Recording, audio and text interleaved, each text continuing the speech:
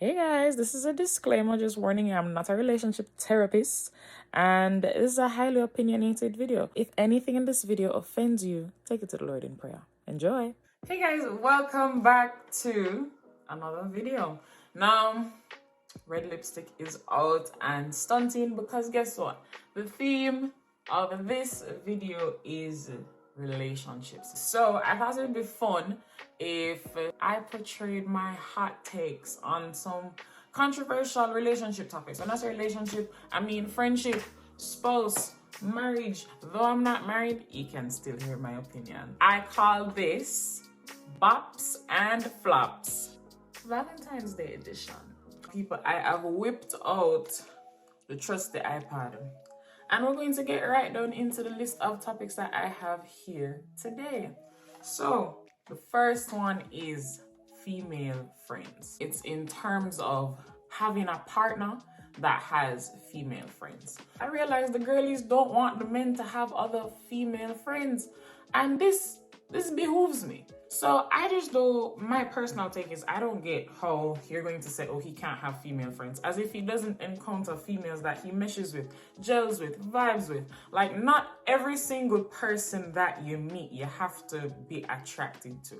Like, it doesn't have to go that way. But you know what the problem is? You guys lack boundaries. You guys lack boundaries. You don't know how to have a friend and not put it any further than friendship. It's called boundaries. And I really feel like the fact that having a female friend is such an issue or is such a red flag for a lot of females, or like we see it as a red flag in men, I think that says a lot about just boundary issues that we have in this day and age. Because like, why can't he have a female friend? Like, I'm in college and I'm with my teammates day in, day out, travel together, long bus rides together, hotels together, not in the same room, but like we spend periods of time together. And you're supposed to tell me that for every single guy that I meet within that setting, I'm supposed to be attracted to them? No. Some guys are genuinely just friends. It's not that hard to have male friends and not be attracted to them. It's really not. Like, yeah, you can spend time with somebody, but if you keep the boundaries there and you regulate the friendship, like you establish that, hey, this is my friend, you're my brethren, you're my brother. Why do you all want to sleep with your brothers? If the good Lord drops someone in my life and he has a female best friend, as long as she is respectful and he has boundaries and you can see that he knows how to establish a boundary as a grown adult, which you should know how to do, it shouldn't be a problem. It shouldn't be an issue. Ladies, check that your men have, boundaries. And if he doesn't have boundaries, that's a red flag for him, not the girl. Half the time you guys blame the girl, and not to say that some females don't pass them place as well, but honestly, if healthy boundaries are established, you can have a female friend, a male friend, a dog friend, a cat friend. You can have many friends. Bop or flop, female friendship. Bop. Bop, bop, bop, bop, bop, bop. Like, it is actually a bop. It is so cool. Like, have you ever heard men talk? As a female friend, it's so fun to hear men talk because they're so stupid. They're so stupid in the most childish, funny, casual ways possible. And sometimes you must kind of laugh. Like, I'm not all the time, I must sit down and have a serious conversation. Sometimes I just want to laugh. And a lot of my guy friends, they are very capable of making me laugh. Okay, the next thing on our bop or flop list is paying for a date.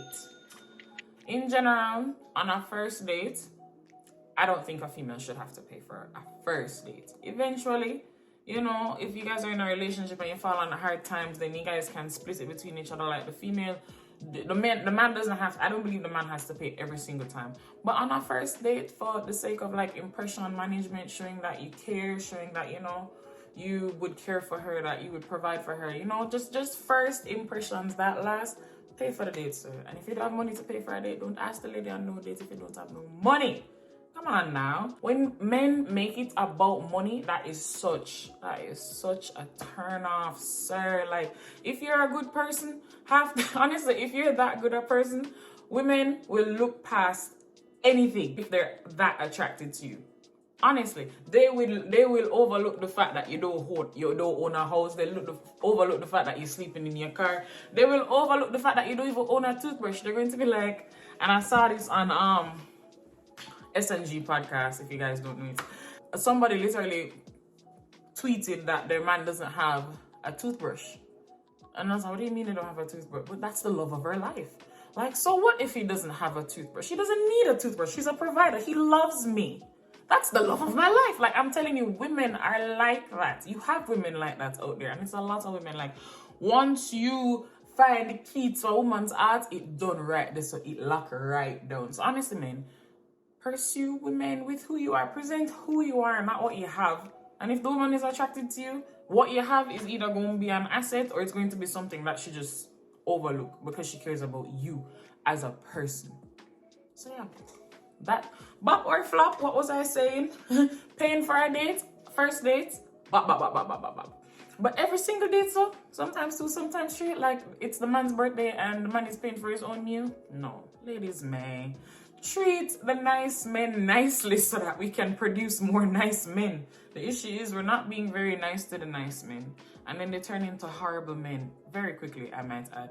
More quickly than a lot of females will turn into horrible females, but that's a different conversation for a different day. So paying for our first date, bop. Paying for every single date, flop. Do better, my ladies. Now this one, I think I have a biased notion because I'm single and I've been single for so long. This one says talking every day or communicating every day. I don't know how to do that. I don't know how to do that. And just the thought of having the pressure of talking to somebody every single day, like giving a vivid report of how my day went every single day, that's kind of scary to me, because when I come home and I have a long day, especially if the day never really go right, I don't want to talk about it. I want to go to bed. I don't even want somebody to ask me how my day was. Like, don't ask me nothing. Shut up. Everybody's ugly. I'm going to sleep. Minutely, hourly updates of how my day is going. Like, that's hard for me. I'm sure if I like you, that won't be different. Maybe I just never liked nobody yet. But just the idea of talking to somebody every single day, sometimes two, sometimes three, no, that's a flop for me. And that's friendship too, because some friends believe that I have to talk to you every single day or I don't care. No, we have things to do. We have lives to conduct, mental health to upkeep. I am a low maintenance friend. You don't have to talk to me every single day. You actually don't even have to talk to me every single week. Like, if we squeeze in a look a monthly call, I don't mean I love you any less. And I don't mean you love me any less. You just have a life. You're dealing with whatever you're dealing with. All I can do is pray for you and move on. Okay? So talking and communicating every single day, flop. Flop, flop, flop, flop, flop, flop, flop from me. Thank you. Next one. And this is for married people, because my personal belief is that I am only going to live with my husband. I'm not going to live with no boyfriend. I'm not even going to live with a fiance. I want to live with my husband, if I'm supposed to get a husband, as I said. Having separate rooms. Once again, this is my single bias taking over. Growing up, I did not have my own room. My mother and I shared a room. Since becoming an adult, I've spent the majority of my adult life living on my own, and I love it. I absolutely love it. I love my own space. I love being able to lock away somewhere, pray to my Jesus, do my devotionals, just be 110% myself. And I love that in the comfort of my own home. That's why I don't have a roommate.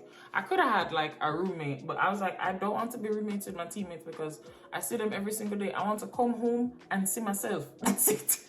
And I know it sounds selfish, but for my personal health and like well-being, I need to have access to an environment where there's no form of impression management, and there's no form of, oh, I have to fix myself in order, or like compromise in order to accommodate a situation. I'll compromise in daily life, trust. I do that in all my relationships. But just there has to be a period of time when you go home and you sit down and there's nobody there, man.